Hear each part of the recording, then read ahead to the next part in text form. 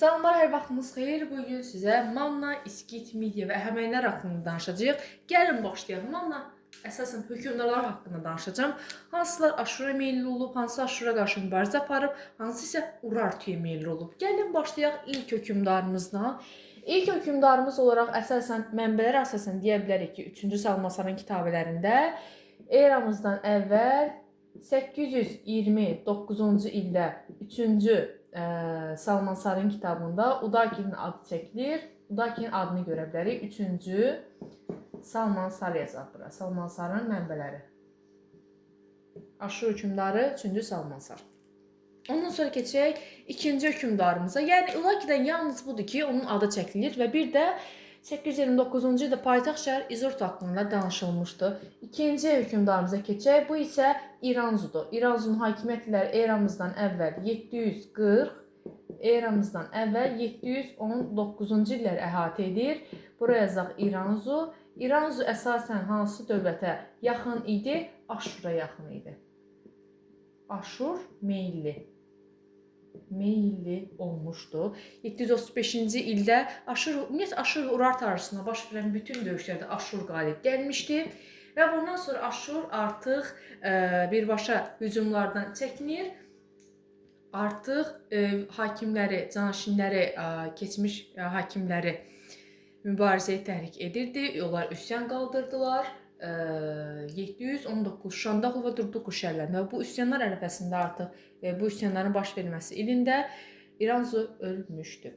Aşur isə gəlir təbii ki də bu üsyanları yatırmışdı. İranzuya kömək etmişdi ittifaqına sadiq qalaraq və İranzunun dövründə, Azan dövründə, Ulusununun dövründə Aşur hökmdarı 2-ci Sarqon olmuşdu. Keçirik 3-cü hökmdarımıza Az haqqında danışaq. Azan hakimiyyətlər eramızdan əvvəl 718, eramızdan əvvəl 716-cı illəri əhatə edir. Aşur meyilli olmuşdu. Onun dövründə Uaş dağı ətəyində döyüş olmuşdu. Aşur meyilli olmuşdu. Bundan istifadə edərək 1-ci Rusa 22 Manna qalası və 2 şəhəri ələ keçirmişdi. Bundan sonra gəlin yazaq 4-cü hökmdar. Artıq Aza gedir. Aza İranzunun oğlu olmuşdu. İkinci oğlu hansı olmuşdu? Ulusunnu.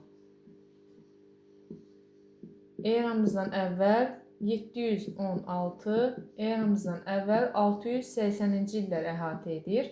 Əvvəl Urartu meyilli olub. Urartu. Buraya yazaq 1-ci. Sonra isə ikinci olaraq Aşur meyilli oldu. Sonralar Aşur meyilli olmuşdu. Ulusunnu necə yadda saxlayırıq ilk olaraq? Bu. U hərfləri ilə. Sonra isə Aşur hökmdarı gəlir onun şəhərini dağıdır və bundan sonra Təntənəli kitabəsində də 2-ci Sarqon haqqında məlumatları qeyd etmişdi. Hətta 715-ci ildə yenidən eyni hadisəni yenə təkrar edir 1-ci Rusiya vilayət hakimlərini deyir ki, mərkəzi hakimiyyətdən yavaş-yavaş çıxın. Bunu eşidən Aşur hökmdarı 2-ci Sarqon artıq yenidən gəlir 715-ci ildə və Manna üzərinə gəlir və Urartu hökmdarını yenidən məğlubiyyətə uğradır. 22 Manna qalası və 2 şəhəri alaraq Ulusunnuya vermişdi. 5-ci hökmdarımız gəlir. Hansı hökmdarımız? Ahşeri. Eramızdan əvvəl 675, eramızdan əvvəl 650-ci illəri əhatə edir. Nə meyilli olmuşdu? İskitlərlə ittifaq bağlamışdı. Bura İskit tayfaları ilə və bunlarla birləşərək hara hücum edir? Aşur üzərinə. Amma Aşur, deməli, bunlar üçündə olmuşdu 2-ci Sarqon, Aşur hökmdarı, 2-ci Sarqon. Ahşerin dövründə isə Aşur Banipal.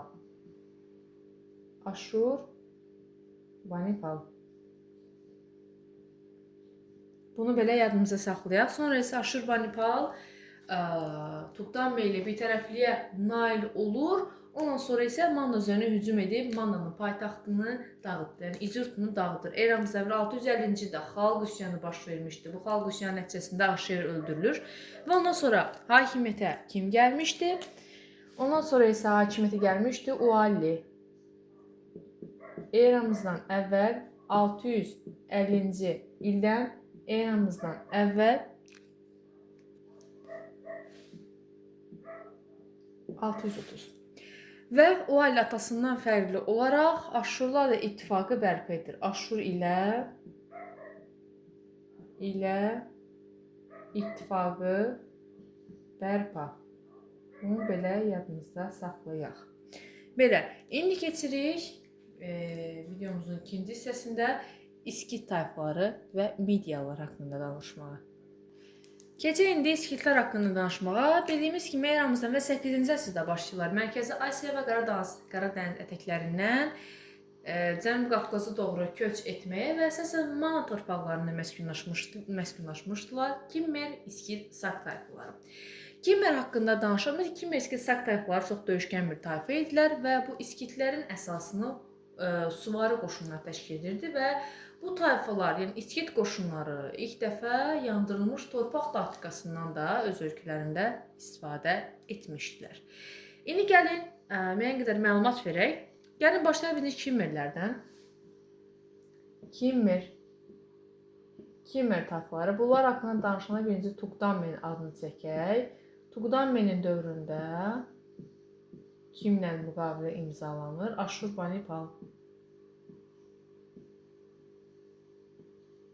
Bayaq onun adını qeyd etmişdik. Aşurbanipalla bir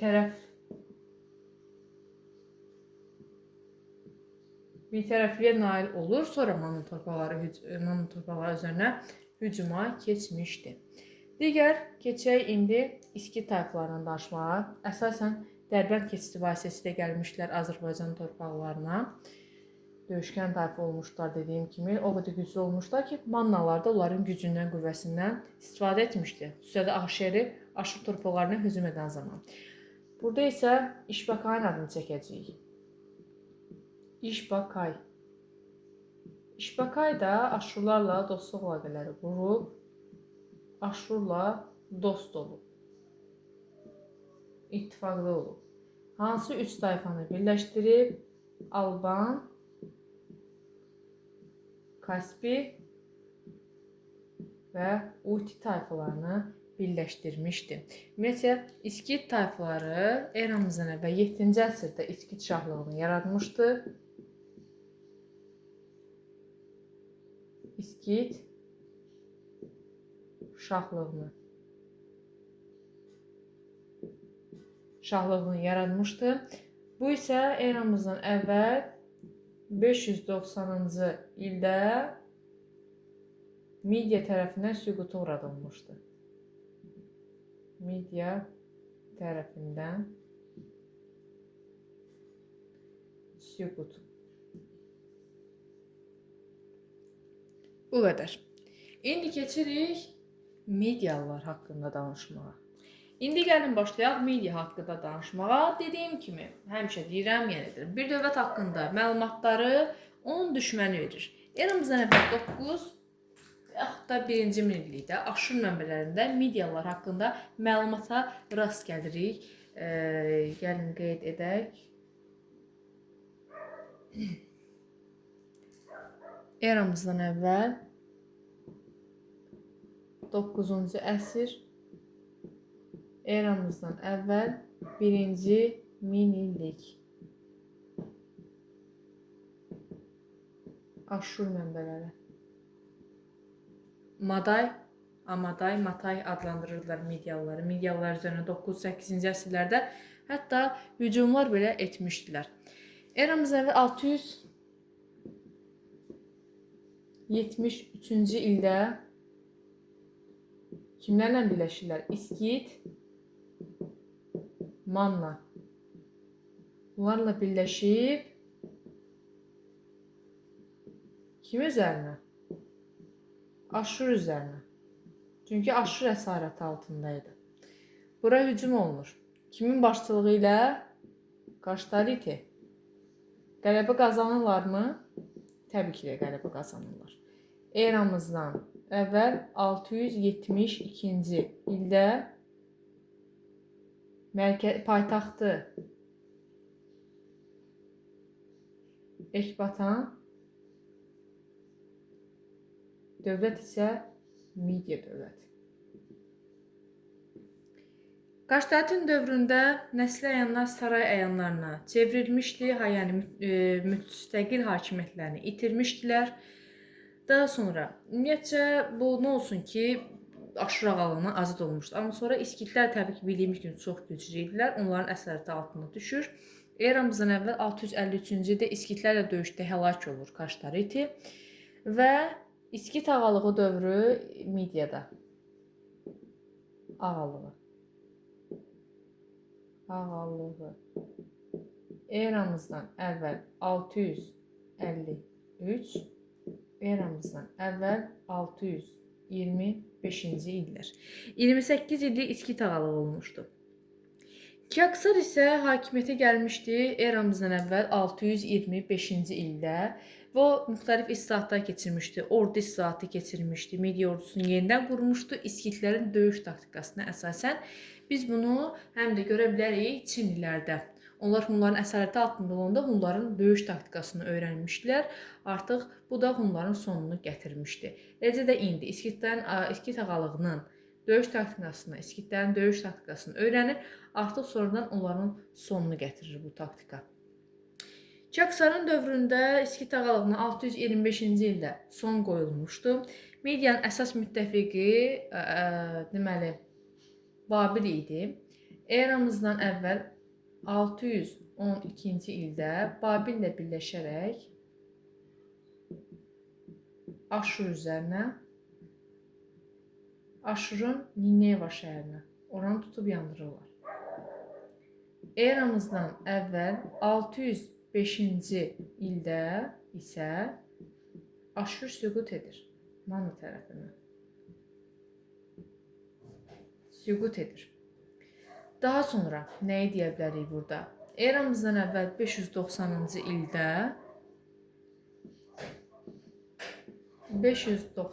ildə Midiya üç dövləti süquta uğratmışdı. Urartu, Manna, İskit. Bunların varlığına son qoymuşdu və Kiaksarın bu belə deyək də, işğalçı siyasət nəticəsində artıq Midiya dövləti imperiyaya çevrilmişdi. Çox güclü bir imperiyaya çevrilmişdi. Və indi keçəcəyik. Ümumiyyətlə, Midiya işğalçı bir dövlət olub, yadınızı saxlayın. Manna işğalçı olmayıb, amma Midiya olub. Yəni, Midiya işğalçı bir dövlət olub, Mannadan fərqli olaraq. İşğalçı dövlət olmağını isə buradan görə bilərik. Urartu, Manna, İskit üzərinə hücumlar edib, Aşur süqutu oladıb, bu üç dövləti süqutu uğradıb. Ancaq indi elə bir hökmdardan danışacağıq ki, o işğallardan imtina eləmişdi. Bu işğallardan imtina etməsi ona qarşı narazılıqların daha da artmasına gətirib çıxarmışdı. İndi bu hökmdar haqqında danışaq. Bəli, bu hökmdarımız Astiaqdır. Astiaq neçənci illərdə hakimiyyətdə olub, gəlin onu yazaq. Eramızdan əvvəl 585, eramızdan əvvəl 550-ci illər. Midiya dövlətinin sonuncu hökmdarı olmuşdu Astiaq. O neynədi? İşğaldan imtina etdi.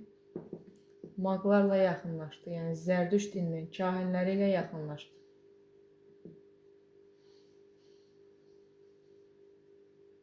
Maqlarla yaxınlaşdı. Bunu belə yadımıza saxlayaq. Onun sonunu gətirən insan isə 2-ci Kiro olmuşdu, onun qız nəvəsi olmuşdu. Deməli,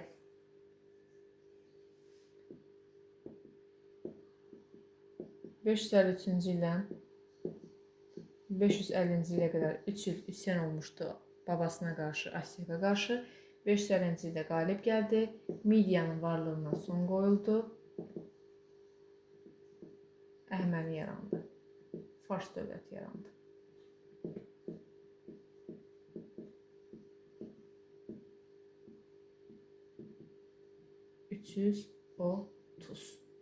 Eramızdan əvvəl 550, eramızdan əvvəl 330-cu ildə.